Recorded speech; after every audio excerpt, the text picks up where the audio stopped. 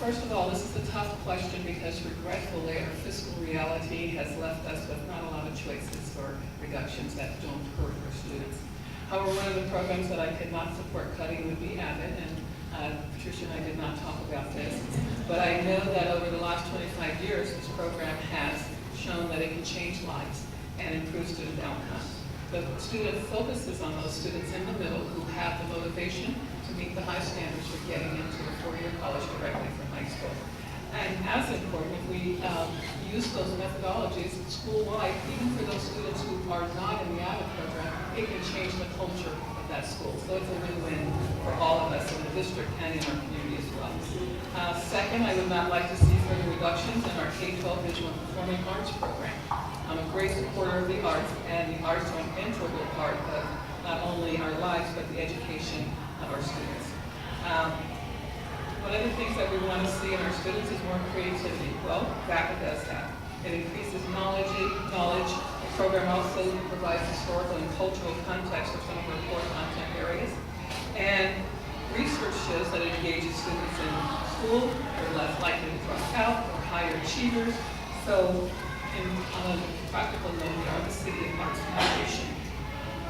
Also, on the subject of participation fees, unless the law has changed, it's against the law for us to charge participation fees, so it's not just exclusionary, it is also illegal. Well, I seem to be in the majority here. I also would not want to cut AVID. AVID is so important for students who haven't had role models in the home about going to college, but also I found that if a student has been in AVID, they suddenly find a way to get organized. I can always tell a student who's been through the AVID program because they're organized. They know what they're doing. They know how to do it. They keep time schedules. They have the skills that not only do you need to get to college, but you need in real life. You all know that if you miss appointments or you're late for something that you need to be at, bad things will happen. Well, a lot of my students had that problem until they went to AVID, and I saw amazing improvement. The other program that I think is very valuable is the teen parenting program.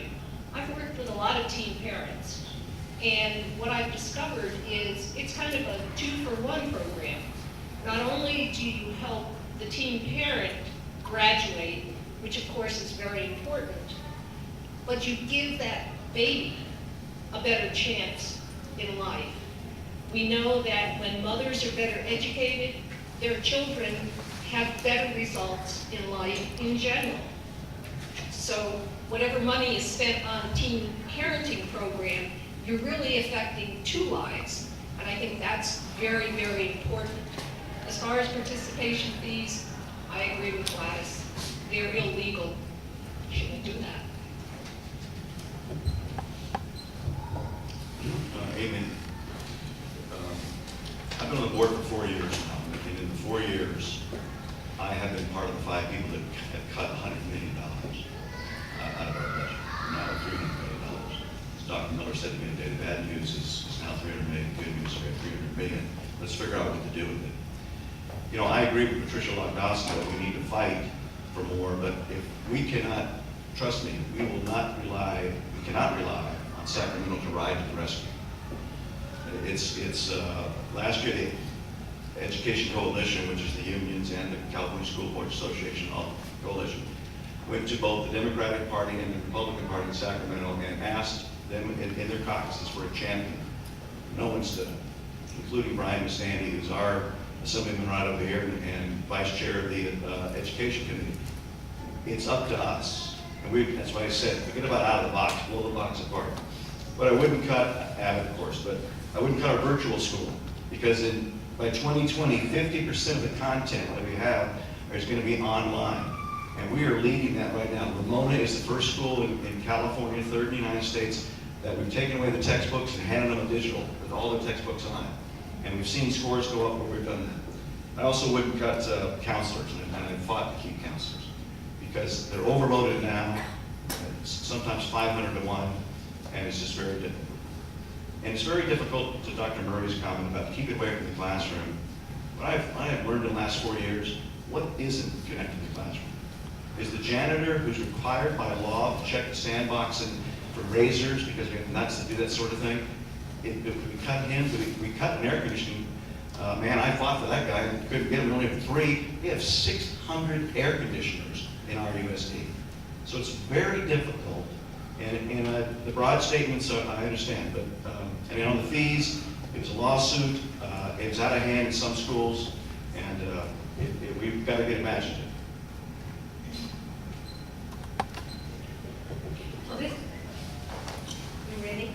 This is a difficult question to answer in the way that it was presented, so let me deviate a little bit without being devious, because I want to answer the question. All the cuts that we have made have been horrendous. We have to think of a new way to do business, and so with that in mind, these are my priorities.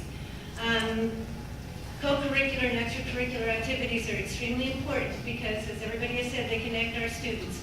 Besides that, we cannot ask for fees, and for this blue-collar parent of 6 kids, that makes me very happy because there were times my kids couldn't participate in certain things because of the fees, and even the cost of going to see them was expensive and prohibitive.